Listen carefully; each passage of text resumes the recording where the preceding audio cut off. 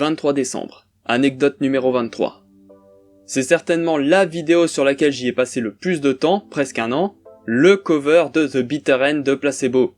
Comme je l'ai dit dans l'anecdote 21, c'est à cause de ce cover que j'ai perdu le moral vers fin 2018, par rapport aux nouveautés que je voulais mettre en place afin de rendre le visuel plus dynamique, à savoir l'ajout de dessins exclusifs au format. C'était dans cette optique que j'avais opté pour les live dessins. Dans ceci, je montrais de A à Z, ou presque, la réalisation de chaque dessin représentant des personnages issus de la pop culture dans un rôle de musicien, afin de créer un groupe de rock fictif. Sont apparus sous mes traits de stylet Klonoa du jeu éponyme en tant que chanteur, Knight de Night into Dreams en premier guitariste, Wave de Sonic Riders en seconde guitariste, le Pokémon Arbok en bassiste, et Skunk de la série Skunk Fu en tant que batteur. Voilà les personnages constituant ce groupe fictif qui allait illustrer chaque cover sur la chaîne. Cette partie était la plus longue, 27 lives allant de 40 minutes à plus de 2 heures, répartis sur 6 mois. La faute, je dirais, à un manque d'expérience dans le dessin qui fait que je n'avais pas certains réflexes pour gagner du temps par rapport à aujourd'hui.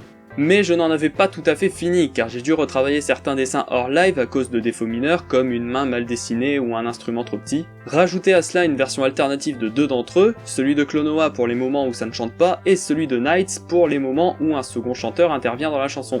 Après les dessins, au tour des enregistrements. Ça a pris quelques jours car j'avais dû refaire des passages où ma voix déraillait, où il y avait des fausses notes ou quand ça ne me convenait pas. J'ai même dû tricher pour une phrase présente dans les 2 couplets que j'avais réussi dans l'un mais pas dans l'autre, ce qui fait que c'est la même prise pour les 2 couplets.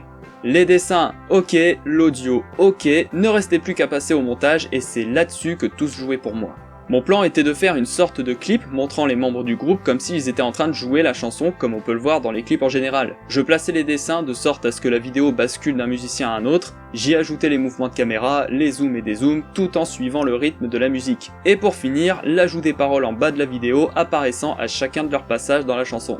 Dans l'ensemble, ça s'est plutôt bien passé. Mais un obstacle bien fourbe se présentait devant moi, le rendu.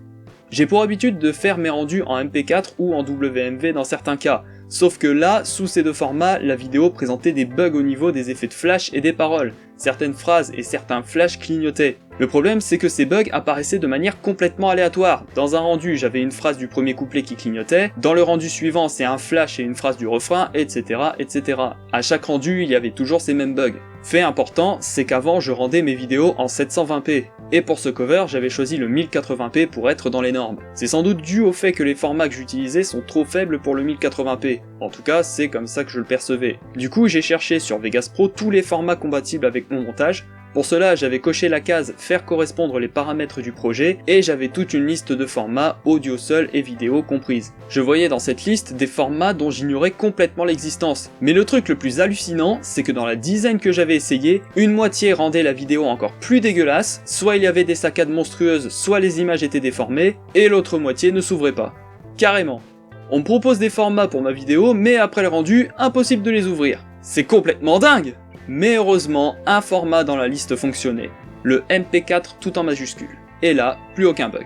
La vidéo était enfin prête, et c'est le 20 janvier 2019 qu'elle est publiée.